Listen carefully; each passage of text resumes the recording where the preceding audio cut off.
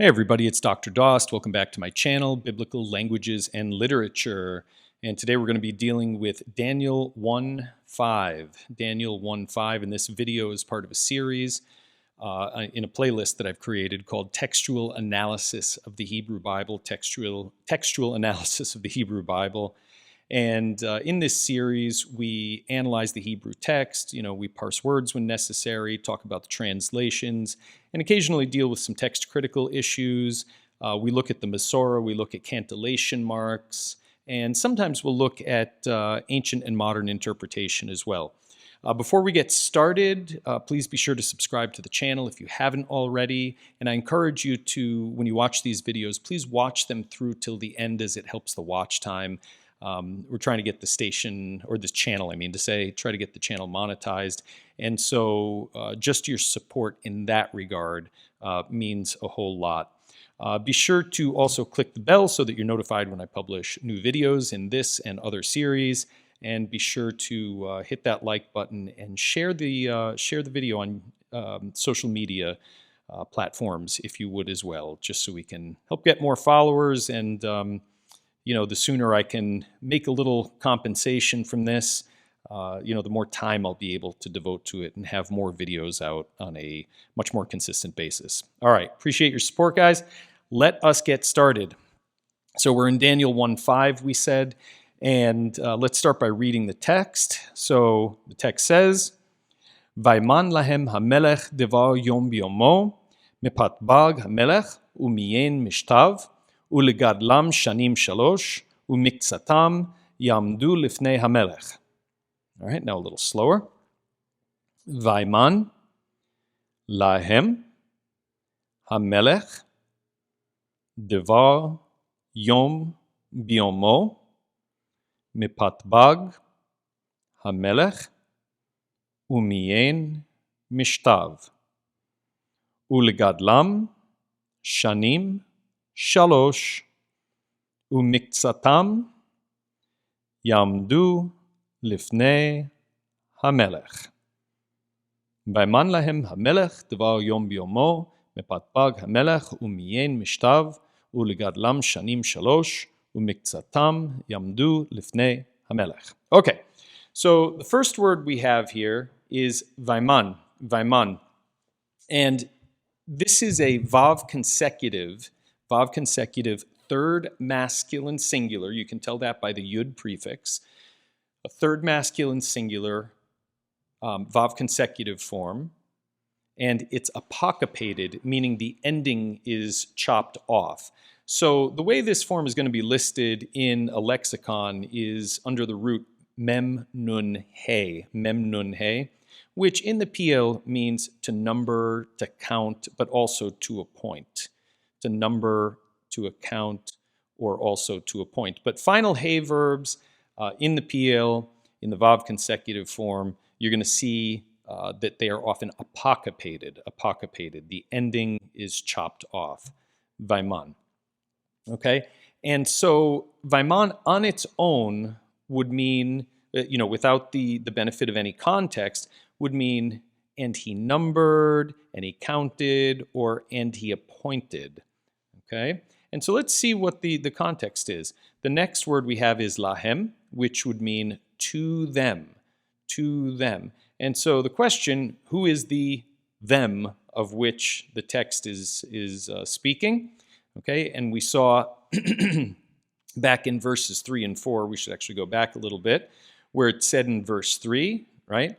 Vayomer hamelech la'Ashpenaz, and the king commanded Ashpenaz, Rav Sarisav, his, you can say chief eunuch, or it may just mean, in all truth, his chief officer, lehavi mibnei Israel, to bring from among the children of Israel, umizera hamlucha, and from literally the seed of the kingdom, right, from the royal family, it's often translated, umin hapartamim, okay, and from the royalty, Yeladim asher en bahem kolmum, so youths in whom, so en bahem, in whom there is not kolmum, any blemish. Okay, v'tovei mareh, and literally good of appearance, right? Good of appearance. Umaskilim bechol chokhmah, okay, and skilled, knowledgeable in all wisdom, okay, biodei da'at, okay, and having knowledge, literally knowing knowledge, but we might say something like having knowledge, or filled with knowledge. Let's see, umivine mada, and so literally understanding of learning, Vasher koach bahem, in whom there is, koach can mean strength, but there it is, koach can mean strength, but it can also, in this case, mean competency, in whom there is competency, or the qualifications, one might say, la'amod behechal hamelech, to stand in the palace of the king. La'amod behechal hamelech, right? Ulalamdam, and to teach them, so not only to bring them, but to teach them, sefer, literature, ulishon kasdim, the literature and the language of the Chaldeans. Okay, and so now it's with all that in mind, when we come to verse 5, that we get, Vaiman lahem hamelech, and the king assigned to them or apportioned to them devar yom biomo, okay, a daily portion mipatbag hamelech, from the king's food, from the food that the king ate. Okay, so this phrase devar yom biomo actually shows up elsewhere in Scripture. It's a pretty common phrase. So it shows up here in Exodus, and here in Exodus 5:13, right? It means your daily tasks. Okay, so it says vehanogsim, right? Vehanogsim. So the oppressors, or in this case, maybe the taskmasters would be better. And the taskmasters, atzim lemor, atzim meaning, this is a participle, atzim meaning, they were urgent. They hastened to say, they were urgently saying, right? Call participle, call infinitive. Kalu ma'sechem, okay, complete your work, right? Complete your work. Kalu ma'sechem devar yom biomo, your daily task each day. Devar yom biomo, your daily task each day. Kasher bihyot hateven. Kasher bihyot hateven. So, as, when, so this is the preposition ba prefixed to the infinitive, call infinitive of haya. So it's going to take the meaning when most of the time when it's prefixed to an infinitive. As when there was hateven, the straw. As when there was straw. But here, devar yom biomo, so your daily portion each day refers to tasks. And so it has to be translated, not literally, but with some sort of attention to context, right? Okay, and the next occurrence of this is in Exodus 5:19, where it has the same nuance. Now, in Exodus 16:4, it has a different nuance, as we'll see from the context. So we get, Vayomer Adonai el Moshe, and so the Lord said to Moses, Vayomer Adonai el Moshe, Hinni mamtir lachem lechem min hashamayim. Behold, I am about to rain down. This is a call participle. Behold, I am about to rain down, lachem, for you all, lechem, food or bread, min hashamayim, from heaven. Vayatza ha'am, and the people will go out, vilaktu, and gather. Or you could translate the vav as so that the people will go out and gather, vilaktu, suffix conjugation with the vav in this case. It's going to have a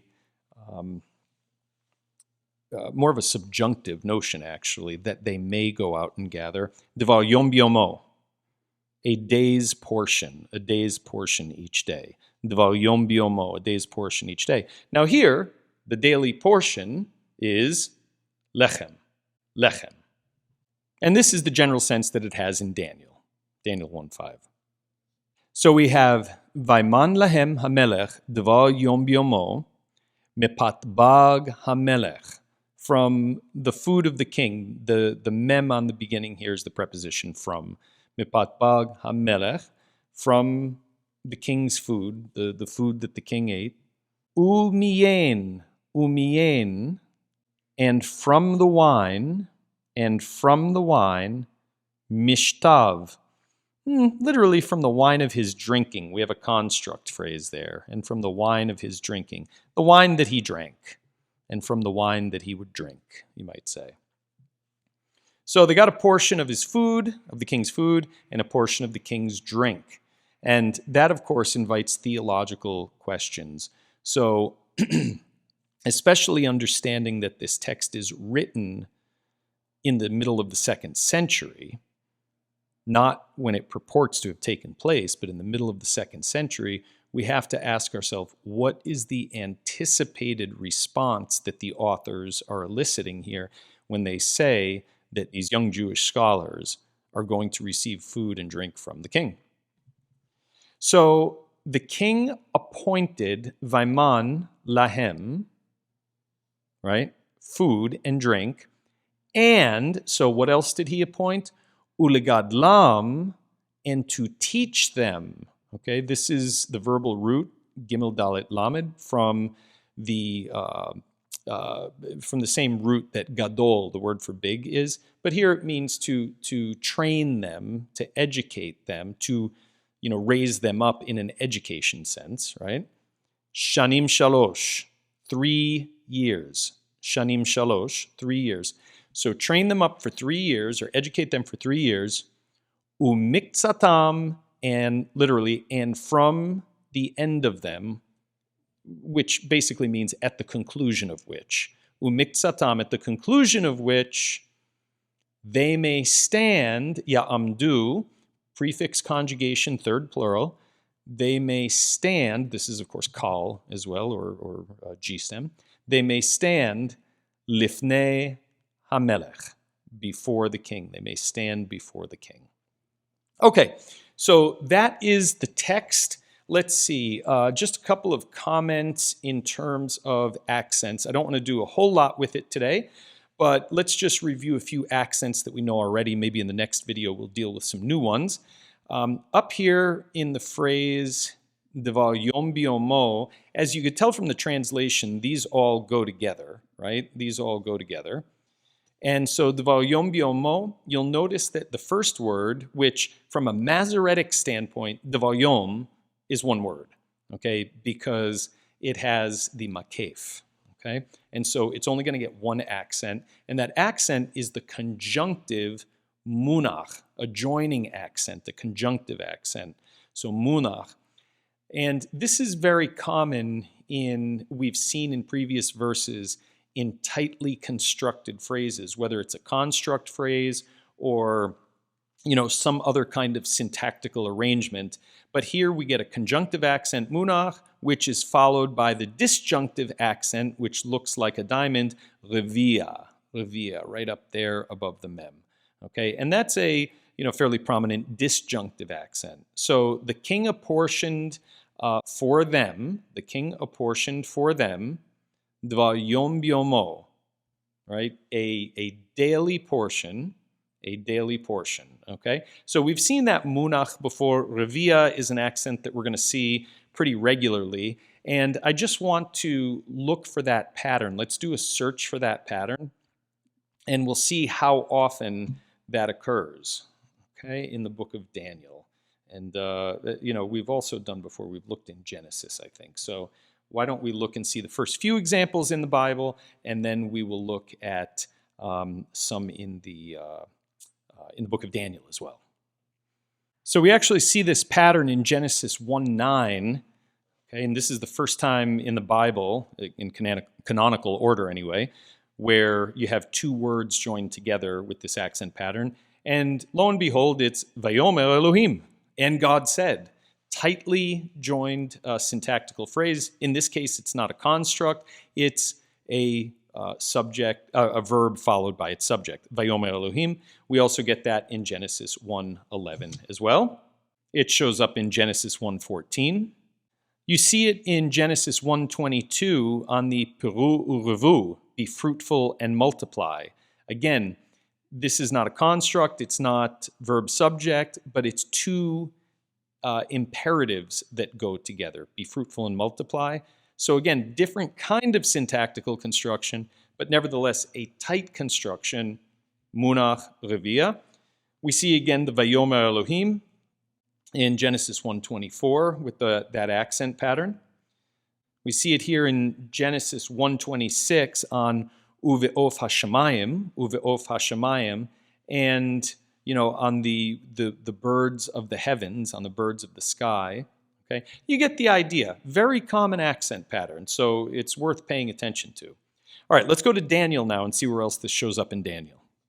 The first one in the book of Daniel actually appeared in Daniel chapter 1 and verse 2, right? And it began there by saying, Vayitein Adonai, and God gave biado, into his hand, and God gave into his hand, et Yehoiakim melech Yehuda, Jehoiakim king of Judah. And so et Yehoiakim gets the munach is under the kuf there, a little hard to see, and melech Yehuda, the king of Judah, which from a Masoretic standpoint is also treated as one word because of the makef.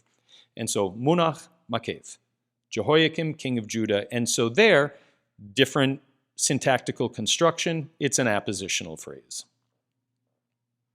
This also appears in Daniel 1:4 in the second line here, umaskilim bechol chokhmah, right? And remember, bechol chokhmah, because of the makef, is from a Masoretic standpoint one word. And so the first word, umaskilim, those who are skilled in, right? Those who are skilled, munach, in all wisdom, bechol chokhmah, with revia. And then, of course, we get this in Daniel 1:5. Okay, for today, let's look at one more. We're going to look at this three-word phrase here, ulegadlam shanim shalosh, okay, which we said means and to train them for 3 years, and to train them for 3 years. And now here we get an accent pattern that involves the munach, the conjunctive munach, and you know that the final one in this phrase is the atnach, which is the quote-unquote halfway point of the verse, right? And so then we just have to address ulegadlam. And that is the accent tifcha, which is a disjunctive accent. So we have tifcha, disjunctive on ulegadlam, and then conjunctive disjunctive, munach, atnach on shanim shalosh. So let's look and see where this occurs in the Bible. Now this pattern is actually the first one in the Bible, in fact. In Bereshit bara Elohim, we get tifcha, munach, atnach. Bereshit bara Elohim, when God began to create. Okay, so tifcha, munach, atnach. We also see it in verse 2 on v'choshech al pnei tehom, and darkness was upon the face of the deep. V'choshech al pnei tehom. So tifcha is on v'choshech.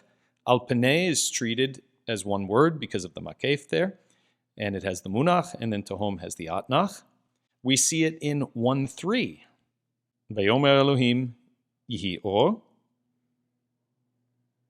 God said, let there be light. We see it in 1:5 with v'lachoshech kara laila, and the darkness he called night. V'lachoshech kara laila, and the darkness he called light, and so on and so forth.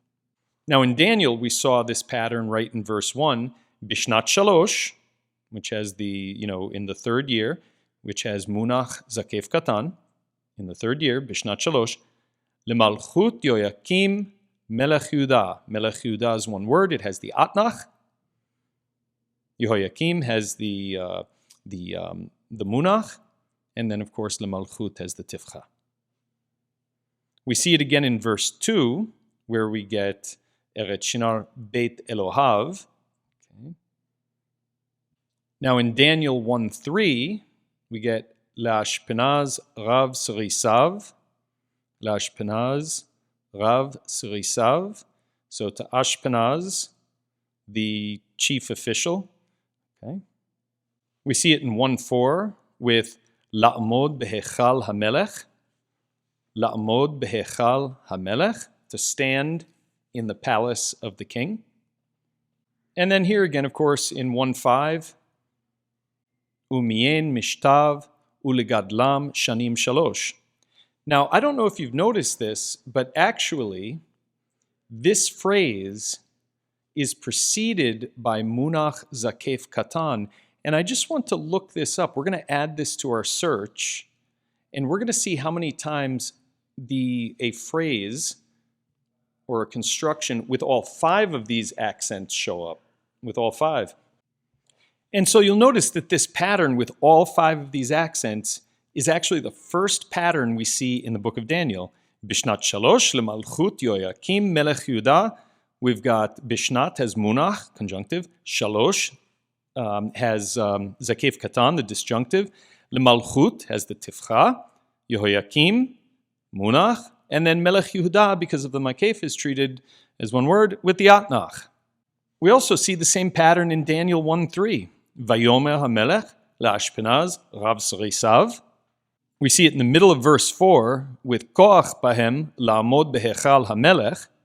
And then finally we see it in verse 5. So this is a very common accent pattern, and that's the advantage to going through these videos and seeing this over and over and over, is that eventually you're not just going to start recognizing individual accents, but you're going to recognize entire accent patterns that will give you a feel for how to read and interpret the scriptures. The first case of this phrase in the Bible is in Genesis 1:6, where you get Vayomer Elohim, Yehi Rakia Betoch Hamayim. This one, of course, is interrupted. We have an extra word in there. But to have the first instance of this phrase without any interruptions would be in verse 7, where you have Uvein Hamayim, right? It starts with Uvein Hamayim, Asher Me'al Larakia. Uvein Hamayim, Asher Me'al Larakia. Anyways, very common accent patterns, and you can even see that even though some of these verses that are here don't have the whole pattern that I've listed, you see that, clusters of these accents occur all over the place. And so hopefully this is, becoming profitable to you. And let me know if you have any questions. Leave your questions in the comment section below, and we'll see you next time for Daniel 1:6.